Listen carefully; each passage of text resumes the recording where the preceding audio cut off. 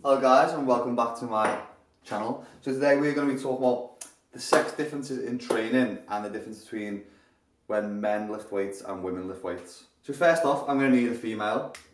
Like magic, as she is. Why is look how small I look? You're small. Yeah. So we're going to be looking at today the differences between training with males compared to females. You do look really small because you're standing that far back. And small. We're going to be basically discussing. Oh, he's spoiling the video already. We're going to be discussing our ethos on training. Why is that so high, by the way? Training. There we go. It's down to your level now. Hey. Training with guys and girls. So at the end of the day, let's get the basics out of the way. With the human, I mean, I know there's some differences, but at the end of the day, we've all got 2 arms, 2 legs, a head. The only difference is I've got a Johnson, you've got A lady. melons and butterflies and stuff like that. Do you just say buttons? Butterfly?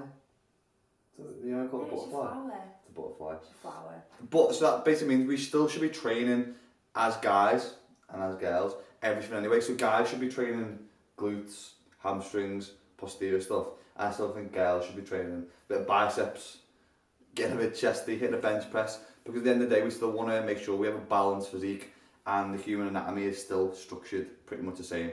Obviously not going into hormones, testosterone, estrogen, that kind of shit just yet.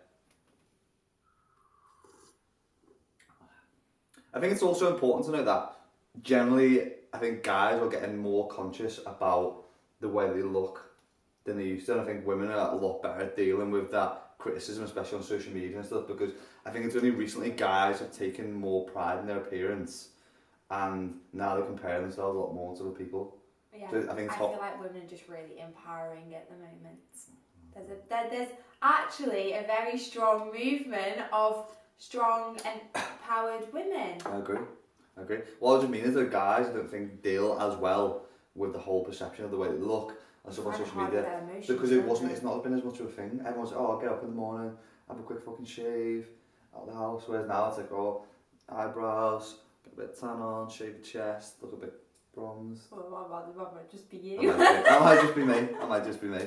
But I think the same goes as well as when we're looking at things in comparisons. Diet, exactly the same. Me and you have the same diet but just different quantities. Different quantities. So obviously we'll go into a bit more. Energy expenditure is going to be different between guys and girls, but that doesn't mean you have to eat different foods. It actually makes things a lot easier, doesn't it? Keeps shopping bills down, means we can eat the same stuff. And we're both not fussy. Yeah. So moral of the story, don't be with a fussy eater. Genuinely, like we eat the exact same thing. I just reduce my quantity.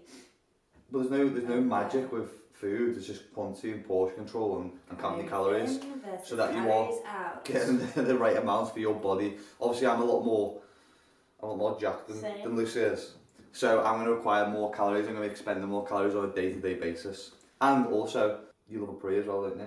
I do like Even now, just before we go to the gym, we're about to pre. knock back a pre, and Lucy can take a pre just as well as I can.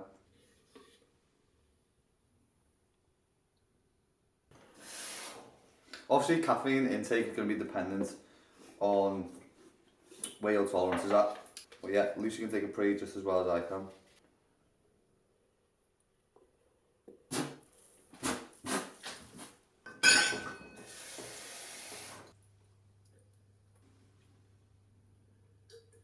So as I was saying, What are you doing? just as well as I can. So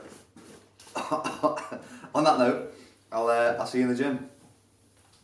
One of the first key points that I want to touch on in regard to men versus women in training is related to most of the marketing side of it and scaremongering and people telling women that they should only be doing HIIT or home workouts and cable works, but we really need to question why, because people, coaches and programs like to pick on people's insecurities and then come up with products that create a quick fix solution with minimal effort but little education or substance behind them.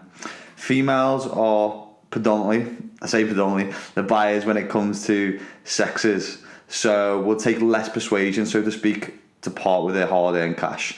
So hence the reason of the booty tea and all that, those bullshit kind of products that have exploded based on the lack of knowledge and exploitation of people's inexperience when it comes to those within the fitness industry. So some of the common misconceptions and questions that I often see are that I think associated with female trainers, the ability that women have to build muscle, and so this notion of becoming big and bulky and looking like a She-Hulk is drawn from little or no real knowledge on the resistance and weight training front. Now, although females have a different ability to build muscle, it does not mean that they won't. Taking one look at the other half, as you can probably see here, and you can see that females with a training regime and a balanced diet can build and create great shape, in my opinion. But when it comes to the freaky look that you sometimes see from competitors and bikini models, you are looking at a trip down the road of steroid abuse and extremes to achieve this, which the majority of people, to be honest, don't really care much for.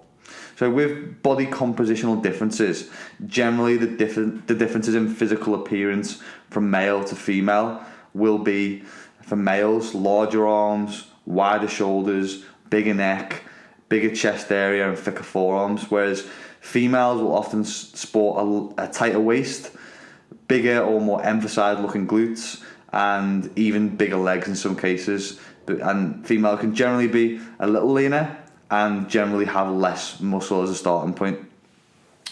Now, if we look at the hormonal differences, the two main ones are going to be to do with testosterone and estrogen. Men are believed to have, in some cases, 15 times more testosterone than women. And from a female perspective, women have generally 9 times the amount of estrogen of men, which obviously explains some of the differences in regards to muscle tissue and growth.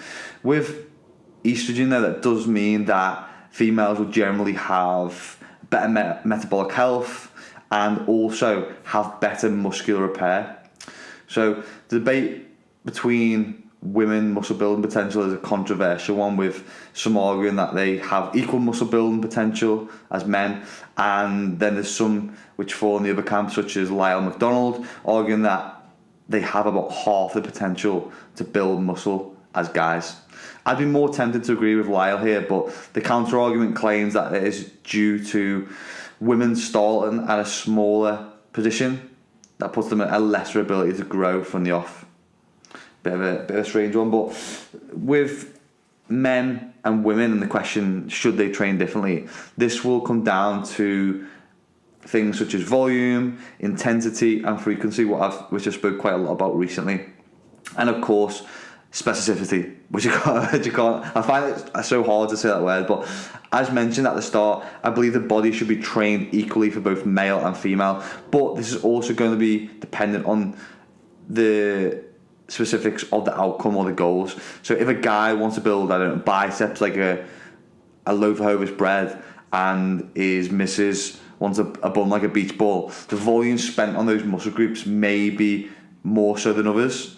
But that doesn't mean that, gents, you shouldn't be hitting a hip thrust or training glutes and hamstrings if you want to have a well-balanced physique.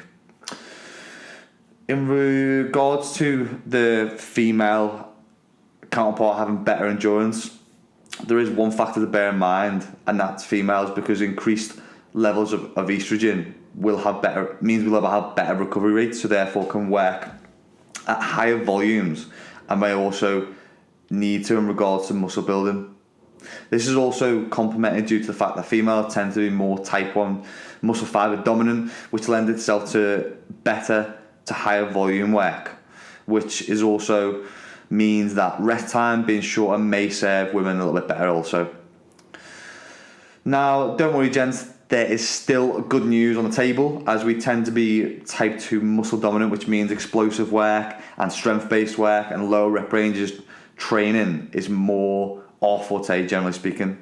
Just like I mentioned with nutrition, though, the foods, or in this case the tools of muscle building, may be the same, but the quantities may need to differ due to the ability to grow muscle and also the difference in energy expenditure, i.e. calories burned.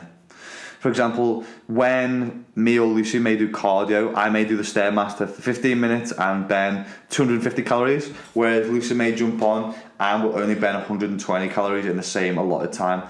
This is because of weight differences, muscle mass and metabolic rate, which contributes to overall energy expenditure, and something that you're going to have to bear in mind when you're looking to create a calorie deficit and when you're looking at fat loss in general. Now, the last thing I want you to consider, ladies, specifically, because guys, we don't generally get this. I hope you don't anyway.